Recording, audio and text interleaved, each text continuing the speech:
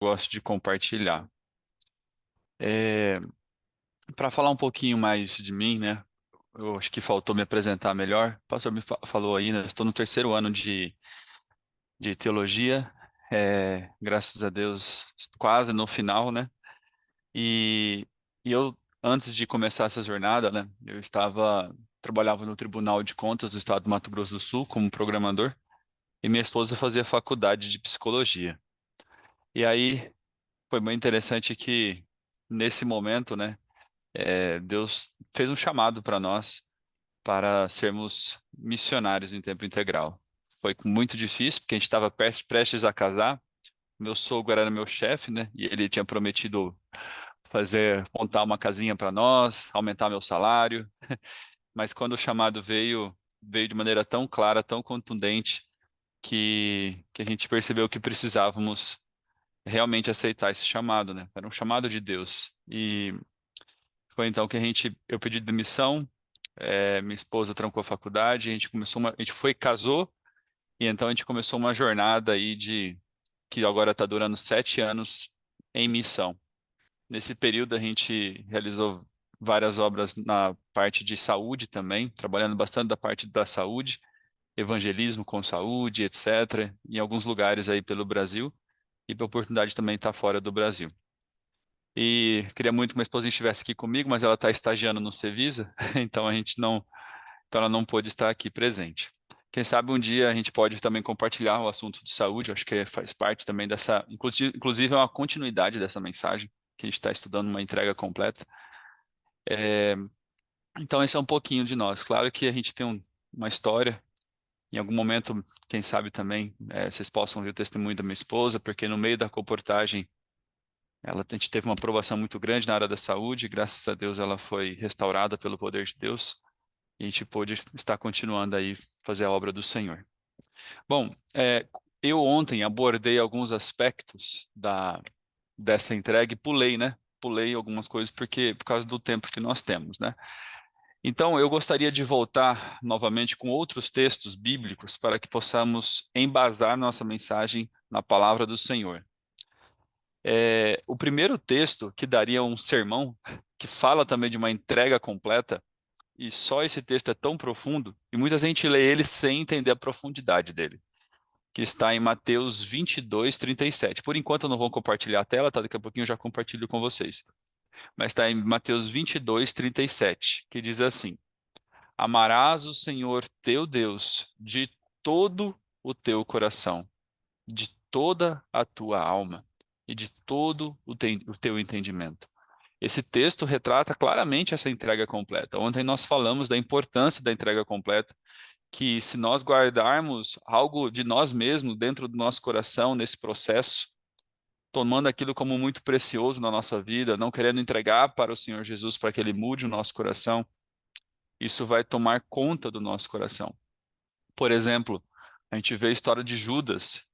Judas, ele teve uma entrega ao Senhor. Não sei se vocês percebem, ele andou com Jesus, ele realizou milagres, ele expulsou demônios, ele curou pessoas junto com os outros discípulos. E ele esteve na presença de Jesus durante 3 anos, na presença de Jesus constante. Porém, a avareza no seu coração ficou ali guardada, ficou ali dentro do seu coração. E ele manteve aquilo ali. E nas oportunidades que Deus permitiu que ele tivesse, por exemplo, colocando ele como tesoureiro ali da missão ali de Jesus, né? E ele pôde ali testar essa avareza, ele poderia ter rejeitado, entregado ao Senhor, deixado de praticá-la, porém ela ficou guardada no coração. E então ele começou a dar vazão para esta avareza até que ela tomou total controle sobre sua vida lá no final. Então eu até gosto de um texto também do Espírito Profecia que fala assim: tudo aquilo todo defeito de caráter que nós não vencermos, vencerá a nós, afinal. É claro, irmãos, eu não estou falando aqui de uma obra humana, não é. É, é que nem nós lemos ontem, a gente vai ler novamente. Essa é uma obra divina no coração. A santificação também é pela fé.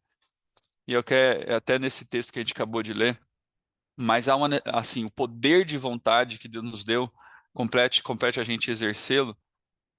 A entrega do coração, aqui tem que ver com a mente, né? O entendimento, por exemplo. Como eu posso entregar, amar ao Senhor de todo o coração, toda a alma e todo o entendimento? É de todas as áreas da vida. Por exemplo, tudo que envolve a mente.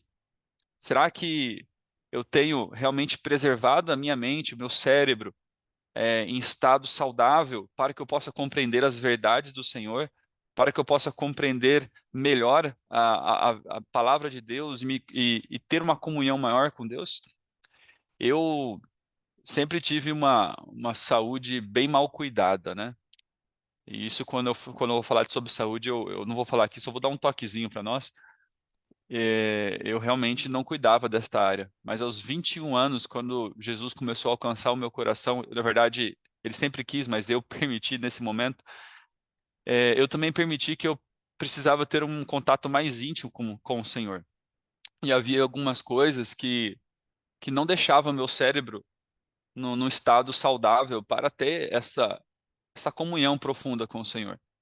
Então, percebi que a importância do cuidado da saúde, do exercício físico, dos 8 remédios naturais, de uma boa nutrição, deixar algumas coisas que me fazem mal à saúde, que realmente atrapalham a minha mente, meu discernimento espiritual. Isso tem a ver com uma entrega completa, mas eu vou deixar isso aí para nós falarmos em um outro momento também.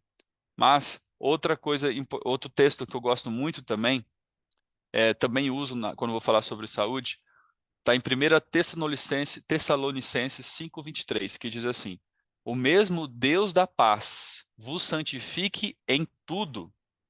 E alguns dizem, não, santificação só envolve a parte espiritual, a parte moral.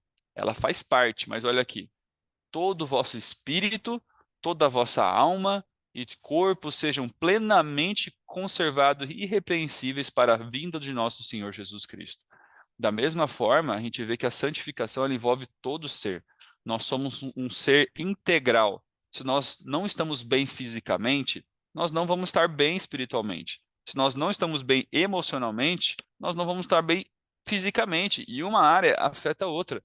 Por isso, a importância do cuidado completo, não apenas parcial, para que possamos, então, também ter essa entrega completa ao Senhor. Eu vou estar aqui agora compartilhando a tela com vocês.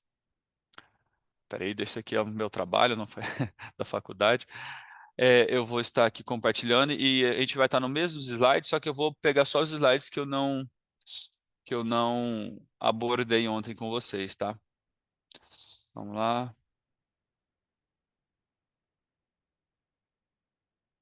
Ixi, peraí que não estou conseguindo colocar aqui rapidinho. Aí, agora vai. Espero que vocês estejam vendo minha tela. Nós já falamos sobre isso aqui. Deixa eu passar para frente.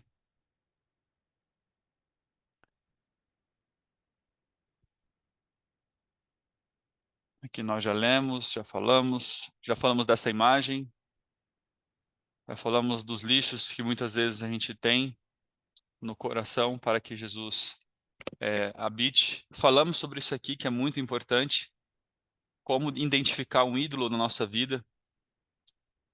Muitas vezes a gente olha para a nossa vida e fala, não, tranquilo, eu vou à igreja, devolvo o dízimo, etc. Mas a gente esquece que isso aqui é um primeiro mandamento do Senhor, né? Ter o Senhor em primeiro lugar na nossa vida. Como identificar um ídolo? E eu até quero é, ler um texto aqui que realmente reflete isso. Falamos sobre a verdadeira conversão e é aqui que eu vou continuar, que eu coloquei mais uns dois textos, que é aqui, ó. Acho que eu passei. Aqui. Vamos ler aqui juntos.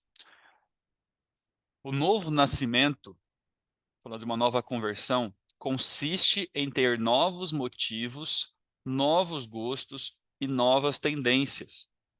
Os que são gerados para uma nova vida pelo Espírito Santo tornam-se participantes da natureza divina e em todos os seus hábitos e práticas evidenciarão sua ligação com Cristo. Aí vem a pergunta: a, a entrega completa é algo que vai acontecer no final da santificação, no começo? Será que eu consigo agora me entregar completamente a tal ponto que não tenha nada mais para entregar depois? São perguntas importantes. Foi então que, refletindo sobre isso, eu percebi que existe uma entrega completa a ser feita hoje, de tudo aquilo que conscientemente a gente sabe que precisa entregar ao Senhor. Às vezes temos motivos ainda na realização das obras que fazemos que são errados. E é muito importante a gente ter uma análise mais profunda, sair da superficialidade da vida espiritual e ter uma análise mais profunda. Por que que eu faço isso? Por que que eu gosto de ir na igreja? Vou para adorar ao Senhor? Por que que eu fiz mudanças na minha vida a respeito de saúde, a respeito de alguma prática? Ah, porque a igreja pede? Não, porque meu Jesus pede, porque eu quero agradá-lo. Então, uma análise dos motivos é muito importante nisso também. E aqui a gente vê que o novo nascimento, ele pode se dar agora na nossa vida, porque é isso que Jesus quer fazer, uma entrega completa. Nós podemos entregar agora. E eu até falo para nós fazermos reflexão. O que eu preciso entregar agora ao Senhor Jesus, que ainda eu tenho retido? O que é? Agora, esta entrega, ela ainda é diária. Diariamente precisamos fazer uma entrega do nosso eu, uma entrega dos nossos planos, uma entrega da nossa vida, e ela não é de boca para fora.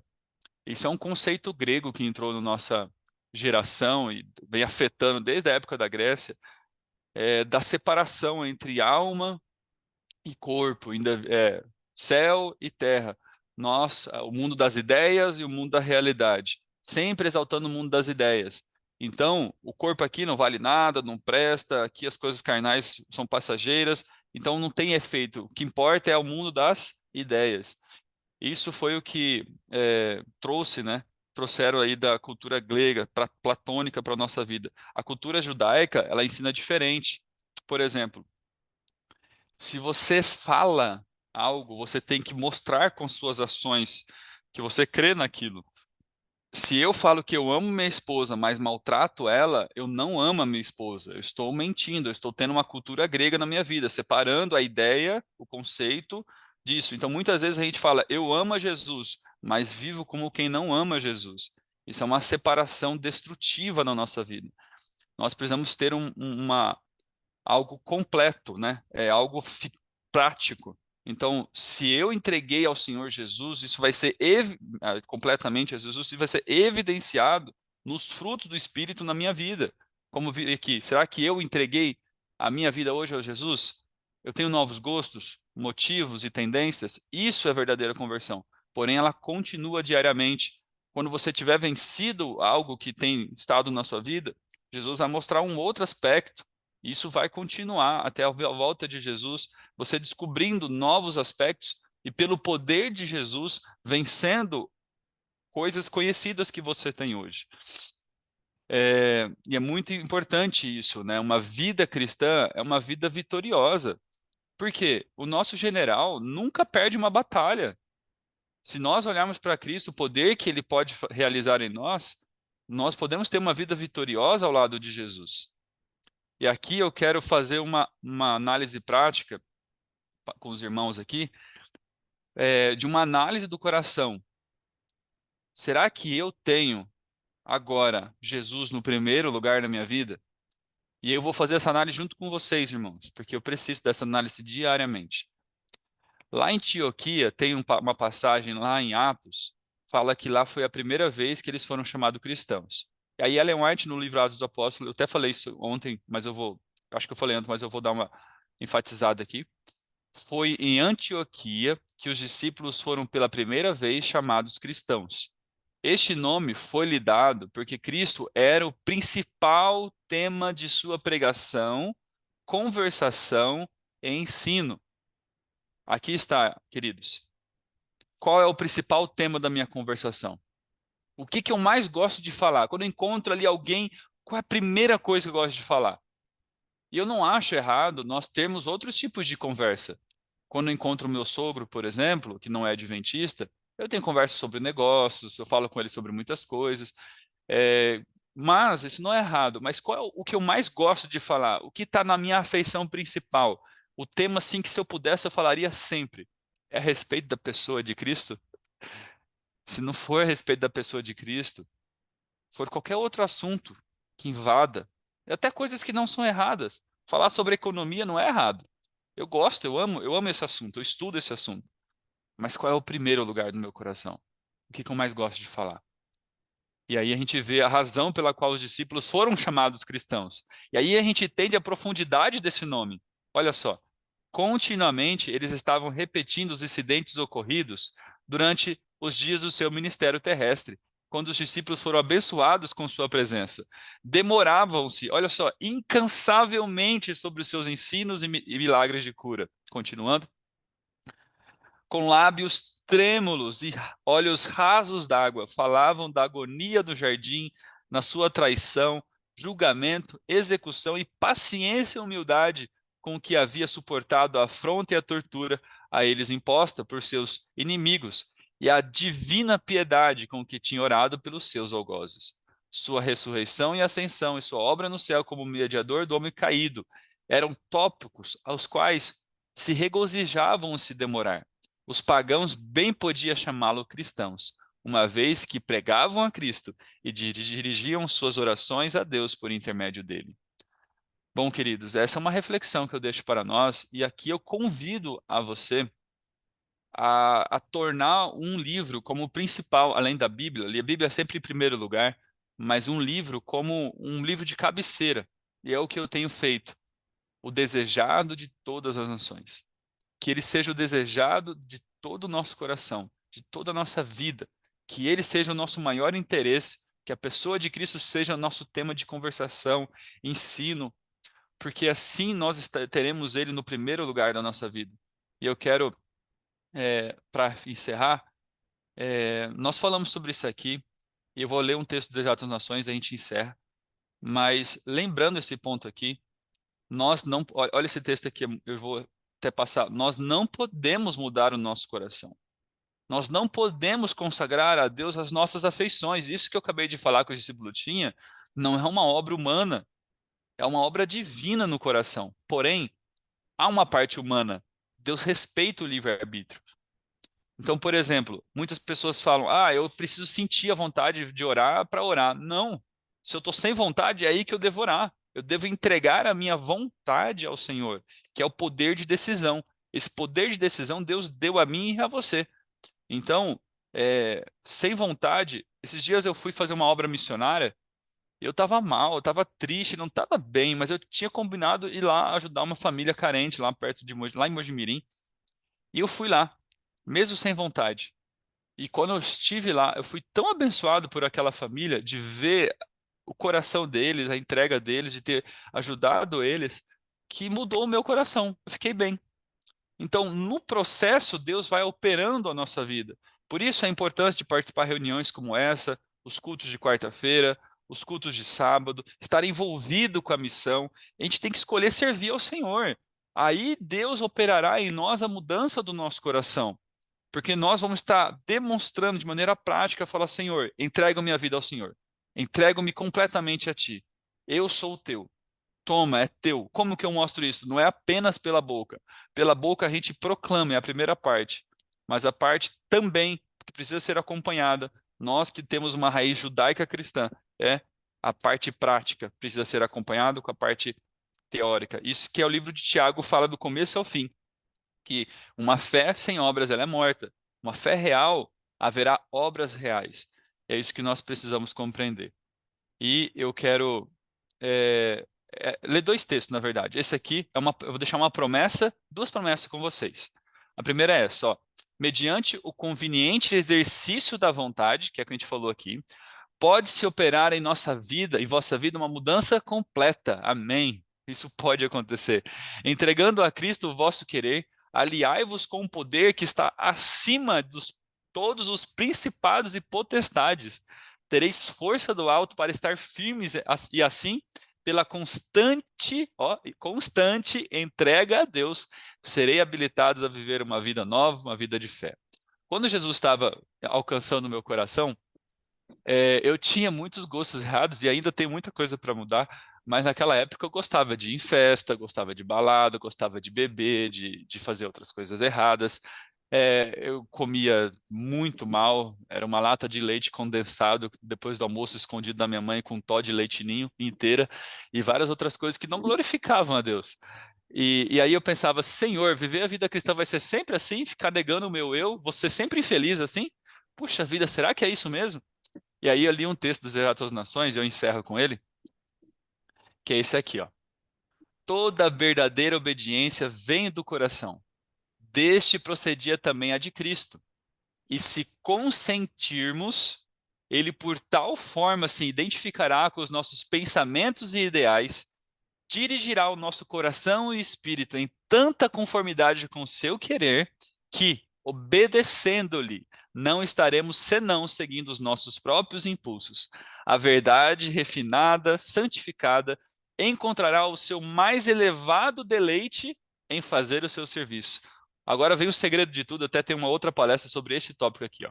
Quando conhecermos a Deus, como nos é dado o privilégio de conhecer, nossa vida será de contínua obediência, mediante o apreço do caráter de Cristo, por meio, olha o segredo, por meio da comunhão com Deus, o pecado se nos tornará aborrecível. Quando eu li isso aqui, eu falei, obrigado, Senhor, eu creio, não estou sentindo agora, porque agora minha vida está... Eu amo a Jesus, mas eu queria viver essas outras coisas que eu faço, mas obrigado porque eu sei que isso pode acontecer.